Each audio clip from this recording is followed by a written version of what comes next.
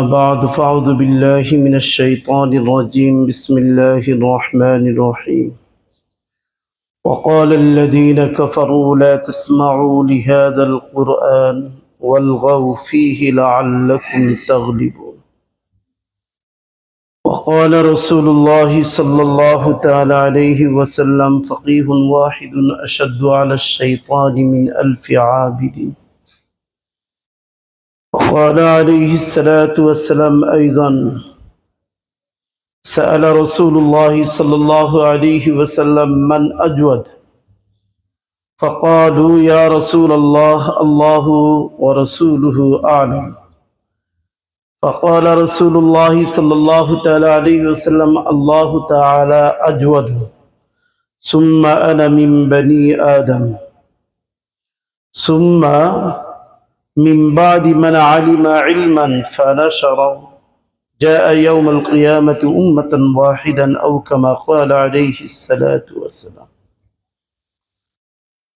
মার্কাজুজ জাইতুনার আজকের ইফতিতাহি জলসা এবং ছাত্র ও ছাত্রদের অভিভাবক অভিভাবিকাদের উপলক্ষে আজকের আয়োজিত এই অত্যন্ত দামি এই মজলিসের সম্মানিত সভাপতি মাদ্রাসার ব্যবস্থাপকের মাঝে যারা আছেন তাদেরকে অত্যন্ত অভিনন্দন এবং উপস্থিত ছাত্র ভাইয়েরা এবং তাদের অভিভাবক অভিভাবিকা, আসলে আলহামদুলিল্লাহ আল্লাহ তাআলার শুকরিয়া আদায় করতে হয় যে ভালো কাজ করার তৌফিক আল্লাহ তাআলা আমাদেরকে দিয়েছেন বিধায় আমরা কিছু ভালো কাজ করতে পারি। তৌফিক যদি তিনি না দিতেন আমরা কোনো ভালো কাজই করতে পারতাম না। আমাদের মতো হাত পা চক্ষু রক্ত মাংস বিশিষ্ট আরো হাজারো মানুষ আছে। নামাজের টাইম হলে কাউকে মসজিদ থেকে বের করা যায় না, আবার কাউকে জোর করে মসজিদে নেওয়া যায় না। যাদেরকে মসজিদে যাওয়ার তৌফিক দিয়েছেন এটা আল্লাহ তাআলার খাস মেহেরবানি, আপনার আমার কারো কোনো যোগ্যতা না। আর যাদেরকে মসজিদে ঢোকার অনুমতি দেননি তারা তাদের কৃতকর্মের কারণেই আল্লাহর কাছে দোয়া না করার কারণেই তারা ন্যায় কাজ থেকে ভালো কাজ থেকে তারা বঞ্চিত। তো আমাদের এই মার্কাজুজ জাইতুনা, এই জাইতুনা এটা জানেন জাইতুন ওয়াত্তিন ওয়াজ জাইতুন, আল্লাহ তাআলা যেহেতু বান্দা মাখলুকাত এরা কসম খায় আল্লাহ তাআলার নামে, গায়রুল্লাহর নামে কসম খাওয়া জায়েজ নাই। আর আল্লাহর উপরে তো কেহ নাই, এই জন্য আল্লাহ কসম খায় দামি দামি জিনিস দিয়ে। এই জন্য আল্লাহ তাআলা বলছেন ওয়াত্তিন ওয়াজ জাইতুন, তিন ফল ডুমুর, ওয়াজ জাইতুন জাইতুন ফল, এগুলোর শপথ দামি জিনিস, ভালো জিনিস। তো মার্কাজ জাইতুনা এই নামটির ভিতরে ভালো কিছু লুকায়িত আছে। আল্লাহ তাআলা এই নামের বরকতে ভালো কিছু করার আল্লাহ তাআলা তৌফিক দান করুন। আমি আসলে দু একটি কথা বলে আমি বিদায় নিব, সময় একেবারে কম, আর আছে মনে হয় 12-13 মিনিট। আসলে আমরা অনেক সময় মাদ্রাসায় যারা লেখাপড়া করি বা বাচ্চাদেরকে মাদ্রাসায় দেই, আমরা হীনমন্যতায় ভুগি যে ঠকে গেলাম, বাচ্চার জীবনটা ধ্বংস হয়ে যাবে। এই ধরনের একটা কিছু আমাদের ভিতরে কাজ করে।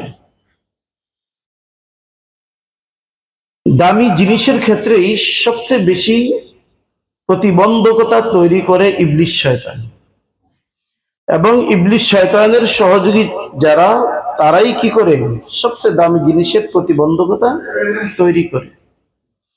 সেই জন্য আমি কুরআনুল কারীমের এই আয়াতে কারিমা তেলাওয়াত করলাম। আল্লাহ তাআলা বলেন ওয়াকালাল্লাযীনা কাফারু লা তাসমাউ লিহাযাল কুরআন,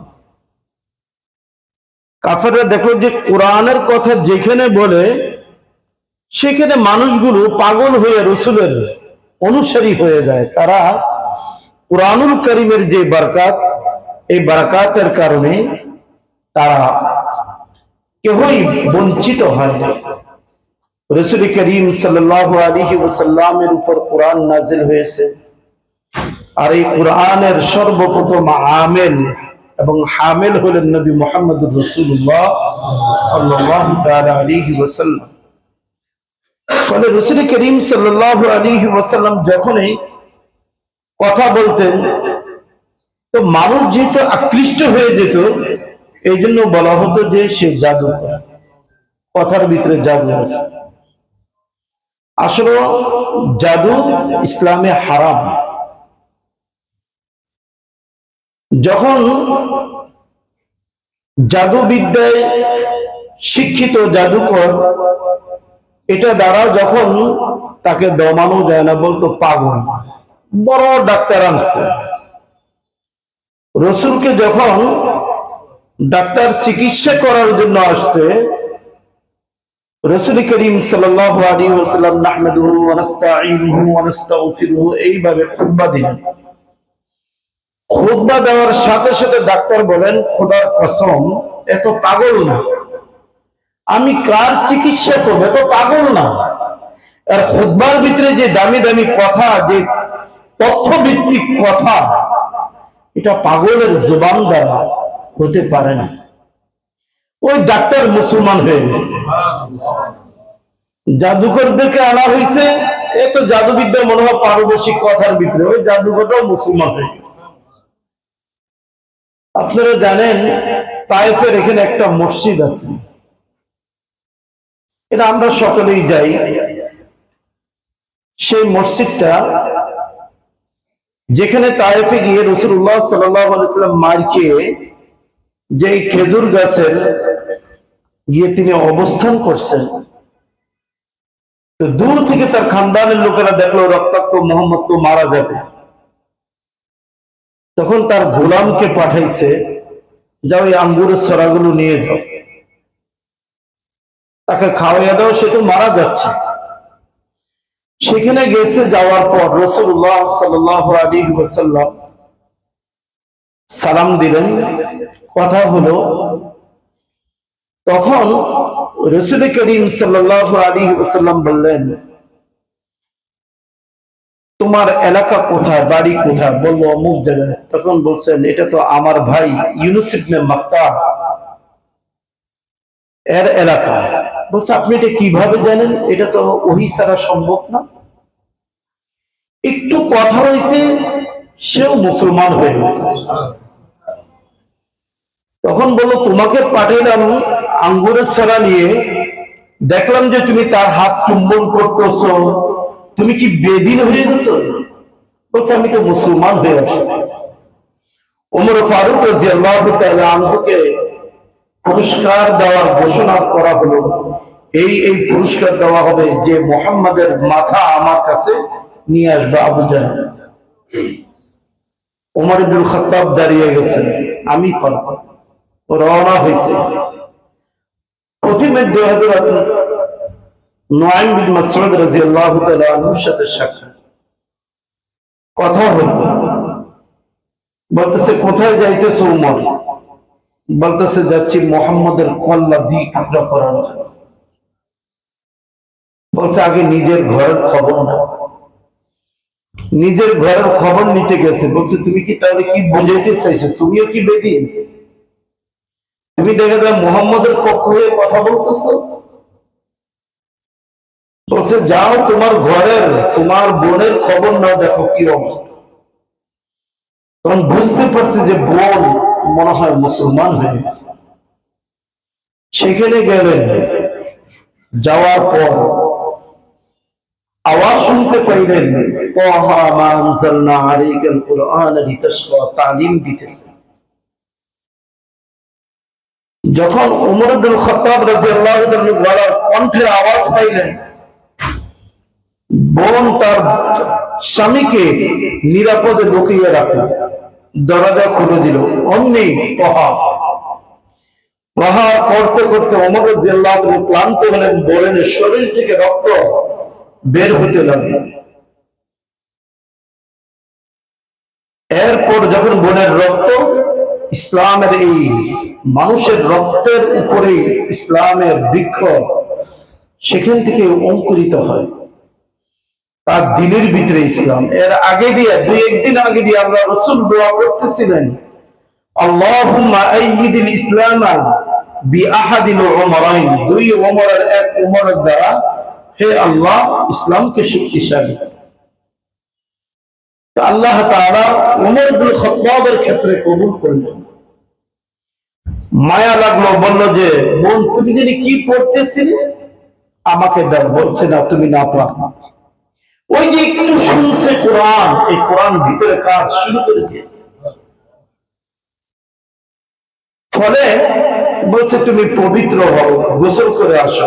দিছে পান্ডুলিপি যখন দিছে, তাহা মা আনজালনা, জোরে কাঁদতেছে, বলছে আমাকে নিয়ে যাও, আমি মুসলমানকে। তখন তার স্বামী লুকায়িত স্থান থেকে দৌড়িয়ে আসতে আসে, বলছে ওমর গতকাল বা পরশু তোমার জন্য আল্লাহ রাসূল দোয়া করছে, আমি শুনতে পেয়েছি। হে আল্লাহ, দুই ওমরের এক ওমর দ্বারা ইসলামকে শক্তিশালী করো। এক হলো আবু জাহেল, আর এক হলো ওমর ইবনে খাত্তাব। আল্লাহ তাআলা তার জন্য কবুল করছে, শুধু কোরআনের আওয়াজ কানে গেছে। ফলে কাফেরদের সবচেয়ে বড় শক্তি, তারা কোরআনের বিপক্ষে তারা অবস্থান নিয়েছে। এই জন্য তারা বলতো যে যেখানেই কোরআনের আওয়াজ হয় ওইখানে তোমরা হাতের তালি দাও, শীষ দাও, যেন কারো অনিচ্ছা সত্ত্বেও যেন কারো কানে কোরআনের আওয়াজ না পৌঁছে। কারণ কোরআনের আওয়াজের ভিতরে এমন নূর, এমন প্রভাব রয়েছে, যার কানে যাবে সেই কোরআনের প্রতি আকৃষ্ট। পাগলের ডাক্তার নিজেই পাগল হয়ে গেল, জাদুকর হিসেবে ঠিক করার জন্য আরেকজন জাদুকর আনছে, সেও মুসলমান হয়ে গেল। যে তার কাছে যায় সেই দেখা যায় তার হয়ে যায়। এই জন্য কাফেররা বলছে আর কোরআন শোনা শুনি না। وقال الذين كفروا لا تسمعوا لهذا القرآن, এই কোরআন তোমরা শুনিও না। ওয়ালগাউ ফীহি, হট্টগোল করো। লাআল্লাকুম তাগলিবুন, ওই একটু যাচাই করে আসি এটা না, যেখানে কোরআন তেলাওয়াত হবে সেখানে হট্টগোল করো। হট্টগোল করলে কি হবে? হট্টগোল করলে তোমাদের কানে কোরআনের আওয়াজ আসবে না, এটাই তোমাদের সফলতা। এই জন্য যত মাদারেসে দ্বীনিয়া আছে ওইখানে কোনো না কোনো ভাবে পেছ লাগে। কে লাগায় বলে? ইবলিস শয়তান আছে, তার সহচররা আছে। বাস এইভাবেই কোরআন থেকে মানুষকে সরিয়ে দেয়। আপনাদের সন্তানদেরকে মারকাজুজ জাইতুনা দিয়েছেন, অনেক বন্ধু বান্ধব হয়তো শুনে মাথায় হাত দিয়েছে, ইন্না বিল্লাহ, তোমার মাত্র একটা ছেলে, তোমার মাত্র একটা মেয়ে, তুমি মারকাজুজ জাইতুনা দিয়ে দিছো? আচ্ছা, তোমার কি টাকার কোনো অভাব ছিল? তোমার তো 5 তলা বাড়ি আছে, 2-3টা, তুমি কেন মাদ্রাসায় দিছো? তোমার বাচ্চার জীবনটাই শেষ। বলে কি বলে না? এই আওয়াজটা বলে। আর যদি শুনে বিকারুন্নেসা ভর্তি করছে, বাপরে বাপ, বুদ্ধিমানের কাজ করছে। যদি শুনে ন্যাশনাল আইডিয়ালে, ফয়জুর রহমান আইডিয়ালি, কোয়ালিটি এডুকেশনে বুদ্ধিমানের কাজ করছে, জীবন উজ্জ্বল হবে। আমি আমার অভিভাবক অভিভাবিকা ওনাদের কাছে আমার প্রশ্ন,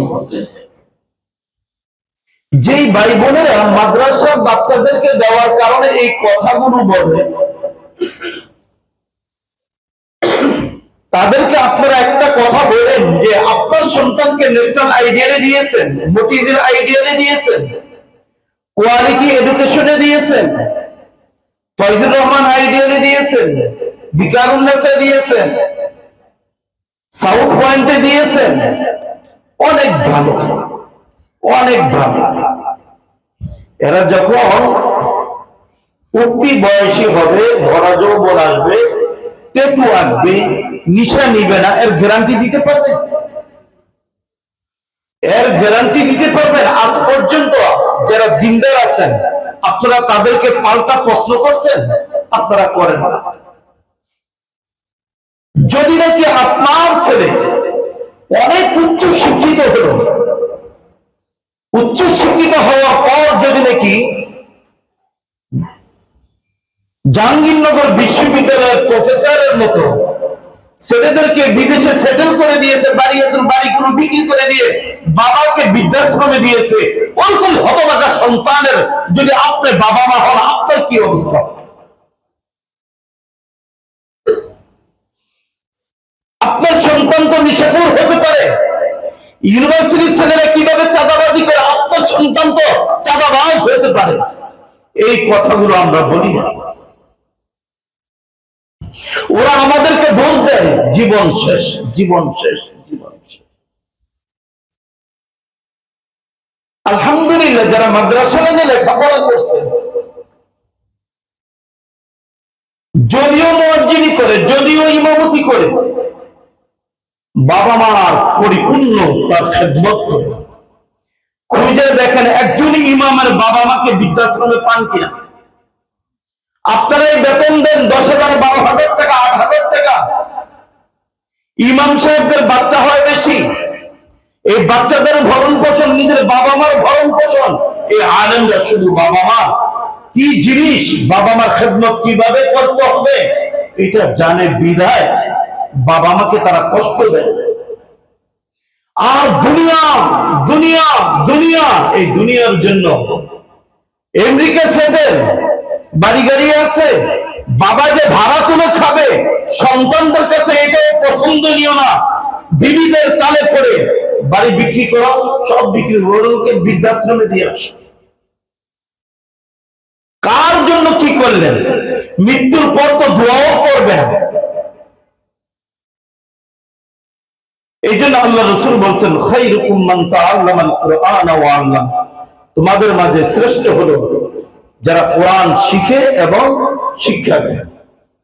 তোমার বুঝে আসুক আর না আসুক, এই মেমোরিটা যখন সেট করা হবে আখিরাতে, এই যে একটা বাচ্চা শিশুকাল থেকে কোরআন পড়তেছে, একটা পৃষ্ঠা কোরআন তেলাওয়াত মুখস্থ করতে তাকে শত শতবার পড়তে হয়, শাসনক শুনতে হয়, আমুকটা শুনতে হয়, 1000 বার একটা পৃষ্ঠা তার হেফজ শেষ করা পর্যন্ত পড়তে হয়। এই যে প্রতিটি হরফে বুঝিয়ে পড়ুক না বুঝিয়ে পড়ুক 10 নেকি সওয়াব তার আমলনামায় লিখতে আছে, লিখতে আছে, লিখতে আছে, লিখতে আছে। 12 বছর, 8 বছর, 10 বছর বয়সে আপনার ছেলে হাফেজ, আমলনামায় এখনো ফেরেশতারা লেখে নাই, সম্পূর্ণ সওয়াবগুলো তার বাবা মার আমলনামা। বাবা মা মৃত্যুর পর বলবে যে আল্লাহ এত কোরআনুল কারীমের সওয়াব, এগুলো কি? আপনি সে কি আমাদের সাথে মজা করেন নাকি? আল্লাহ ওয়ান্তারব্বুল আলামিন, এত সওয়াব, আমি তো মূর্খ, আমি তো কোরআন পড়তে পারি না। বলছেন না, তোমার ছেলেকে মাদ্রাসায় পড়িয়েছো, তোমার মেয়েকে মাদ্রাসায় পড়িয়েছো, হাফেজ হতে গিয়ে 1000 বার এক এক পৃষ্ঠাকে সে পড়ছে, রাত্রে তাহাজ্জুদ পড়ছে, এই প্রত্যেকটা সওয়াব তার তো আমলনামা এখনো ফেরেশতারা লেখে নাই, যেহেতু সে বালেগ না। এই জন্য ওই নেক আমলগুলো তোমার এবং তোমার স্ত্রীর আমলনামায় দিয়ে দেওয়া হয়েছে। এই জন্য 1000 কোরআন খতমের সব তোমাদের আমলনামা। এই জন্য কেউ ঠকেন নাই। তাহলে আমি আগের কথাটা একটা জিনিস বুঝাইলাম, যেখানে শহীদিন, যেখানে শহীদিন ওইখানে হট্টগোল গন্ডগোল, এটা কারা বাজাবে? ইবলিস শয়তান বাজাবে। আমাদেরকে আবার ইবলিস শয়তানের ধোঁকা থেকে আমাদেরকে ফেরত আসতে হবে। এই জন্য মারকাজুজ জাইতুনা, এটাকে নিয়ে আপনারা ঘাবড়াবেন না। আমি যতটুকু জানি এখানে যারা কর্মদার আছেন তারা অত্যন্ত বিচক্ষণ। আপনার সন্তানের একটা মুহূর্ত যেন নষ্ট না হয়, তারা ওইদিকে খেয়াল রাখতেছে, টাকা পয়সার দিকে তাকায় না, তারা সকলেই স্বাবলম্বী। সেই জন্য ইনশাল্লাহ আস্থা রাখতে পারেন, ইনশাল্লাহ এই মাদ্রাসা আগে যেমন ছিল তার চেয়ে আরো বহুগুণ বহু গতিতে সামনে এগিয়ে যাবে ইনশাআল্লাহ। এই মাদ্রাসা আপনারা মনক্ষুণ্ণ হবেন না। আমিও বলছি যতটুকু পারি আমি বুদ্ধি পরামর্শ দিয়ে ইনশাআল্লাহ আমি সহযোগিতা করব কিভাবে এই মাদ্রাসাটাকে এগিয়ে নেওয়া যায়। এই জন্য আপনাদের বাচ্চা যারা আছে ইনশাআল্লাহ এখানে রাখেন। আল্লাহ তাআলা আপনাদেরকে সঠিকভাবে আপনাদের সন্তানদের জীবনে ইসলামের আলো ছড়িয়ে দেওয়ার জন্য কর্তৃপক্ষকে এবং এখানকার শিক্ষক মন্ডলী যারা আছেন আল্লাহ তাআলা তাদেরকে যেন ইখলাসের সাথে মেহনত করে তাদের জীবনে প্রদীপ জ্বালাবার তৌফিক দান করেন। ওয়া আখিরু দাওয়ানা আলহামদুলিল্লাহি রাব্বিল আলামিন।